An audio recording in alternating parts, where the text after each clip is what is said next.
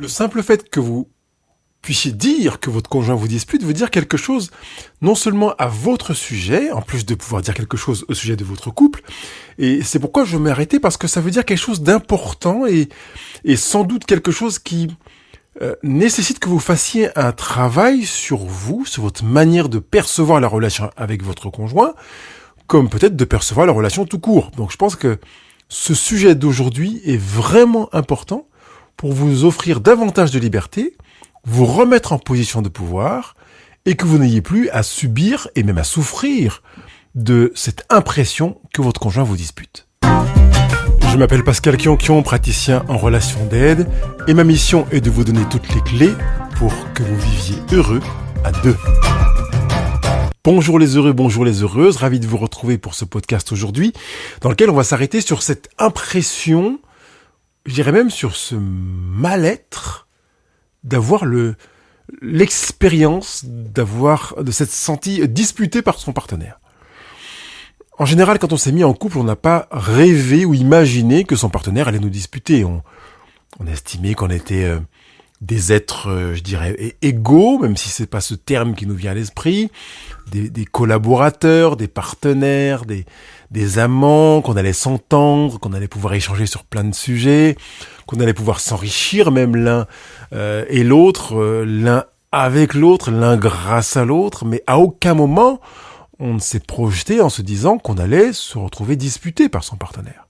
Ce qui fait que c'est déjà une première expérience qui peut parfois saisir et qui fait qu'on se dit mais qu'est-ce qui m'arrive ? Qu'est-ce qui se passe ? Pourquoi je suis dans un couple dans lequel j'ai le sentiment qu'on me dispute ? Pourquoi on me punit quelque part ? Pourquoi je me retrouve dans une situation d'infantilisation ? Puisque disputer, être disputé, se sentir disputé nous renvoie à l'enfance. Or, se sentir disputé, avant de vraiment avancer plus avant sur ce sujet, je voudrais quand même qu'on comprenne que se sentir disputé, c'est une interprétation. Je me sens disputé égale un ressenti, une manière de lire la situation, une manière d'interpréter une situation particulière qui plus est, se trouve en moi. Qu'est-ce que ça veut dire de ma relation à moi-même que je me sente disputé ? Je ne suis pas en train de remettre en question le fait que vous vous soyez senti disputé, bien entendu. Vous avez cette expérience, aussi douloureuse est-elle pu être, mais ça vous... ça vous propose un tapis rouge qui se déroule pour que vous regardiez à vous demander qu'est-ce qui m'arrive ? Qu'est-ce qui se passe en moi pour que j'ai ce sentiment d'avoir été disputé. En général, on pourrait facilement l'attacher à plusieurs dimensions. La première, c'est la possibilité que vous ressentiez un mécontentement que vous avez interprété comme étant « je me suis senti disputé » ou « j'ai été disputé ». Mon partenaire m'a disputé.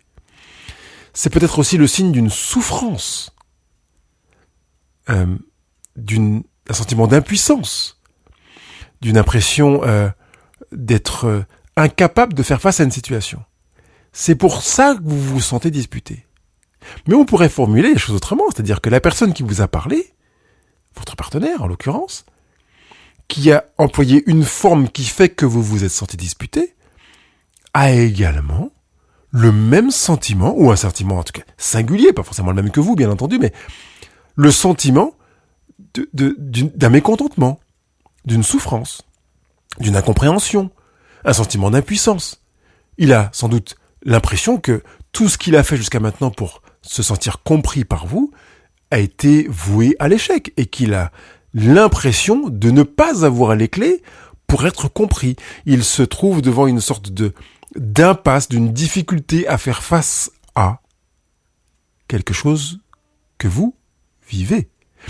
Vous entendez que vous êtes probablement dans un terrain qui ressemble à celui de votre partenaire qui, en l'occurrence, vous aurait disputé.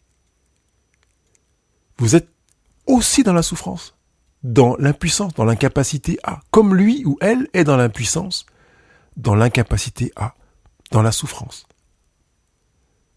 Vous pouvez donc vous interroger pour savoir pourquoi il vous dispute. Et à cette question-là, vous pouvez sans beaucoup de difficulté répondre, c'est parce que sans doute il est dans la souffrance, dans l'impuissance. Il a le sentiment d'être incapable de faire face à la situation en utilisant un autre moyen que le canal verbal qui fait que ça ressemble à de la dispute. Il a une difficulté à faire face à une situation. C'est pourquoi il a employé la forme de la dispute, ou de ce que moi je décris comme étant de la dispute. Parce qu'il est possible aussi que dans cette situation, vous tourniez vers votre partenaire et que vous lui disiez « Mais pourquoi tu me disputes ? J'ai pas aimé que tu me disputes » et qu'il vous dise « Je ne t'ai pas disputé. Pourquoi le vois-tu comme étant de la dispute ?» Je ne vais pas aller plus loin sur ce sujet maintenant, mais sur cet aspect-là, je veux dire, mais je voudrais d'abord que vous preniez conscience que ce mode relationnel, qui appartient au mode relationnel des rapports de force, est employé quand la personne qui l'emploie se sent démunie, trop faible, incapable, pas à la hauteur, impuissante, en difficulté. Et le fait d'entendre cette réalité nous permet de changer de paradigme et d'accueillir la situation inconfortable au demeurant, je l'entends bien, et peut-être une situation de souffrance soi-même, si on est la personne qui a été disputée, de se dire, ok, j'entends ma souffrance et j'intègre à ça que mon partenaire est en train de vivre quelque chose de difficile. Il ou elle souffre. Il ou elle se sent démuni, dépassé, pas capable, pas à la hauteur, en difficulté. Il ou elle a choisi ce canal de communication parce qu'il a le sentiment que c'est le canal privilégié pour se faire entendre et que les autres canaux qu'il a peut-être employés antérieurement n'ont pas été efficaces. C'est pourquoi il a eu recours à cette forme-là que l'on peut qualifier de dispute. Est-ce que vous percevez à quel point cet inconfort ne se retrouve pas que dans votre être profond, mais qu'il est aussi possible qu'il soit dans l'être de votre partenaire? Quand je dis possible, je pèse mes mots, parce qu'il y a de très, très, très fortes chances que ce soit le cas. D'ailleurs, vous pouvez vous retourner vers votre expérience conjugale et vous rendre compte que la plupart du temps, votre partenaire ne vous dispute pas. Il est possible que vous vous retrouviez devant un partenaire qui vous dispute très régulièrement si vous êtes en situation de crise. C'est un des signes avant-coureurs de la crise, signe dont je parle dans un module qui s'intitule « Sortir son couple de la crise ». Patientez, il n'est pas encore présent, disponible sur le blog Couple Heureux, mais il le sera dans quelques mois. Le tournage est terminé, tout est prêt, vous pourrez récupérer ce module, vous inscrire, l'acheter et l'utiliser comme vous semblera, et ça fait partie des signes avant-coureurs de la crise. Si vous vous rendez compte que la fréquence et l'intensité de la relation fait que votre partenaire a recours à la dispute, mais je peux le tourner dans l'autre sens. Si vous vous rendez compte vous-même que vous avez souvent recours à la dispute, ou que vous l'avez ce recours de manière plus intense qu'antérieurement, et qu'en plus il y a une charge émotionnelle spécifique qui s'attache à la dispute que vous découvrez, soit en croissance, soit en augmentation de fréquence, ça veut dire que vous êtes en train de préparer une crise ou que vous êtes déjà dans une crise. Génial, pourrait-on dire. Mon partenaire me dispute, ça veut dire que j'ai un signal qui me dit qu'on est dans une crise. Je dis génial parce que s'il y a une crise, ça veut dire qu'on va pouvoir faire quelque chose. Vous comprenez que si votre partenaire ne voulait plus de vous, au lieu de vous disputer, il serait ailleurs à l'heure qu'il est. Il ne vous dispute pas pour son confort, parce qu'il se sent mieux et que c'est l'idéal de sa relation conjugale. S'il le fait, c'est parce qu'il pense que ce canal, ce moyen, cet outil peut être efficace pour exprimer sa souffrance et envisager une amélioration de votre relation. Si vous le faites vous-même, que vous disputez votre partenaire, c'est avec la même intention. Vous avez le sentiment d'être démuni. Le reste n'a pas fonctionné. Vous utilisez la dispute parce que vous pensez trouver solution avec cette dispute. Je vous annonce que c'est ajouter un problème à un problème. Vous savez que c'est la solution inefficace. D'ailleurs, il y a un podcast qui s'intitule « La solution inefficace » que vous pouvez consulter sur toute plateforme podcast. Il n'est pas encore présent sur YouTube, mais vous pouvez le retrouver sur le blog couple-heureux.com ou sur toute application podcast que vous utilisez. quand vous avez recours à des solutions inefficaces, c'est soit que, premièrement, vous ignorez quelles sont les solutions efficaces, soit que, deuxièmement, vous trouvez que les solutions efficaces ne sont pas suffisamment efficaces. Par conséquent, vous avez recours à une solution inefficace en espérant qu'elle le soit. Mais en général, vous avez suffisamment de lucidité pour vous rendre compte que elle vous fait du bien quand vous l'employez. C'est pas pour rien que vous l'utilisez. Mais elle n'est pas aussi efficace que ça. Et c'est un des avantages de disputer son partenaire, c'est que ça procure un bien-être immédiat, une satisfaction, on se sent mieux parce même si on a conscience que ce n'est pas efficace et vous avez pu vous en rendre compte, même si votre partenaire fait ce que vous avez demandé, vous vous rendez compte qu'il ne le fait pas par amour, il le fait parce qu'il a peur, parce qu'il veut obéir, il veut s'en sortir, il veut que vous essayiez de crier, de pester, de bouder ou de le disputer. Donc, il va s'exécuter, mais le simple résultat consistant à dire que mon partenaire a fait ce que j'ai demandé, ce que j'attendais, ne signifie pas une efficacité. C'est une efficacité de résultat. Mais pour ma part, l'efficacité dans la relation conjugale se mesure à l'amplification du lien, au renforcement de la communication, au plaisir accru de se retrouver l'un avec l'autre. Et pas à un résultat immédiat, passe-moi le sel, il m'a passé le sel, donc ça veut dire que tout fonctionne bien. Fais ceci ou fais cela avec quelque injonction que ce soit, pour être un peu plus profond que simplement passe-moi le sel. Ça a marché, donc ça a été efficace. Oui, question, est-ce que ça nous a rapprochés ? Question, est-ce que ça a ancré davantage la confiance mutuelle ? Est-ce que ça donne davantage de sens à notre couple ? Est-ce qu'on s'est appris l'un l'autre grâce à ça ? Et donc on s'est renforcé. Est-ce que j'ai donné à mon partenaire des clés pour qu'à l'avenir, la relation s'améliore et que je n'ai pas à solliciter la dispute comme recours moyen pour vivre ce que je voudrais que nous vivions ? Si à ces questions la réponse est négative à chaque fois, j'ai conscience que j'ai eu recours à une solution inefficace. J'ai eu recours à une solution inefficace. Je voudrais quand même que, même si vous avez conscience d'avoir eu recours à une solution inefficace, vous ne vous campiez pas dans la culpabilité en vous disant « j'ai mal fait ». Si vous avez disputé votre partenaire, ou que votre partenaire vous a disputé, mais je vais prendre dans le premier sens, si vous avez disputé votre partenaire, vous pouvez vous dire « j'ai mal fait », parce qu'évidemment, ce n'est pas une solution sublime. Mais vous avez eu l'intention de bien faire pour que la communication aboutisse à un résultat. Vous voyez que finalement, vous avez mal fait en voulant bien faire. C'est possible, les deux situations peuvent cohabiter. Accueillez-le comme ça. Et maintenant, je voudrais vous inviter à un premier choix, qui est de décider de ne plus vous sentir disputé. Je vais le prendre sous cet angle-là. Je choisis de ne plus me sentir disputé parce que si je me sens disputé, comme je l'ai dit au tout début de ce podcast, ça veut dire des choses à votre sujet. Vous pouvez choisir de ne plus vous sentir disputé et je veux vraiment que vous fassiez ce choix. Alors pourrez-vous me dire comment faire pour ne plus se sentir disputé ? Ça tombe très bien parce que je vais l'aborder maintenant en vous donnant des clés pour que vous soyez en mesure de vivre une relation dans laquelle, quelle que soit la forme qu'emploie votre partenaire, vous choisissiez de ne plus vous sentir disputé. Parce que le problème, c'est que si vous choisissez de vous sentir disputé, qu'est-ce qui va se passer ? Vous allez vous poster en attaque ou en défense. Je ne veux pas ça. Je préfère que vous accueilliez ce que vous dit votre partenaire sans opter pour l'attaque ou pour la défense. Parce que l'attaque ne construit rien, la défense ne construit rien. Comme la dispute ne construit rien. Donc si votre partenaire vous dispute, et en employant un outil inefficace pour la construction, et que vous vous défendez ou que vous attaquez deux outils inefficaces pour la construction, un partout balle au centre.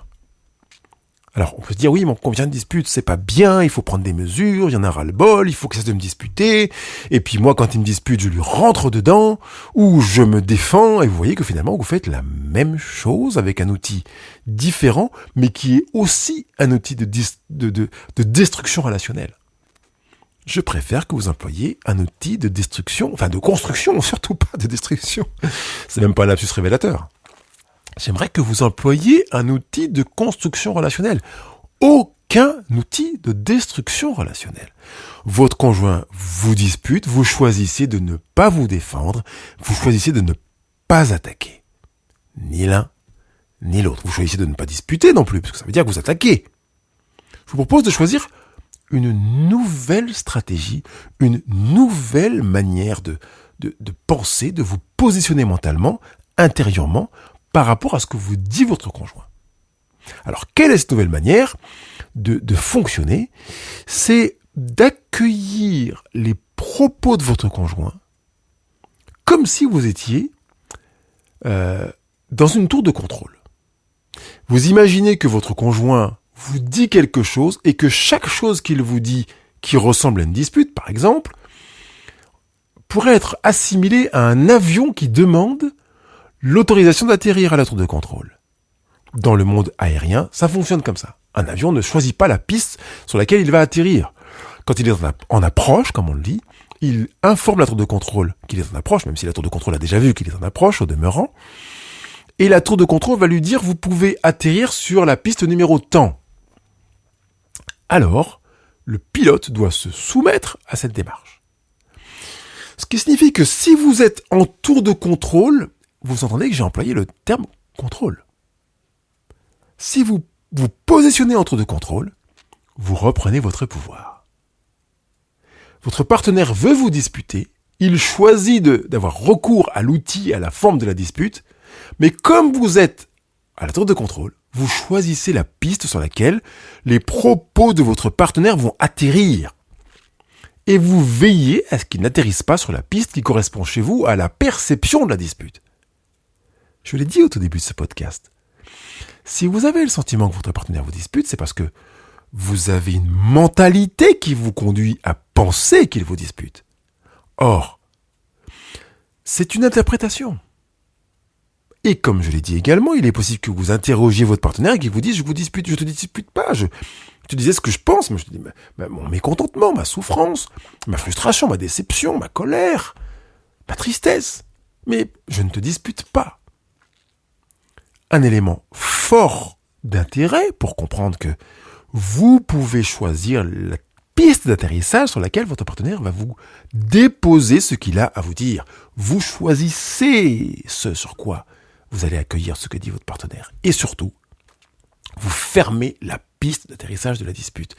Par conséquent, vous reprenez le contrôle, le pouvoir, et vous exercez votre liberté.